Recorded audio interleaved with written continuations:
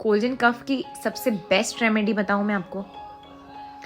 बच्चे छोटे हैं, बाहर की दवाइयाँ आप देना नहीं चाहते, और कोल्ड एंड कफ के लिए बाहर की दवाइयाँ देनी भी नहीं चाहिए।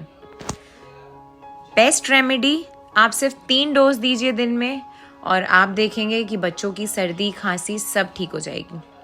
अदरक है आपके घर में, अदरक को कीस लीजिए, कद्दूकश कर लीजिए, उसका रस निकाल दीजिए, और 1 चम्मच रस निकाल लीजिए और 1 चम्मच उसमें हनी मिक्स कर दीजिए, और उसको मिक्स करके बच्चों को 3 बार दीजिए दिन में। बहुत फ़र्क पड़ जाएगा। आप देखेंगे चाहे बच्चे हों चाहे बड़े हों, हर कोई ये रेमेडी कर सकता है। Best remedy for cold and cough.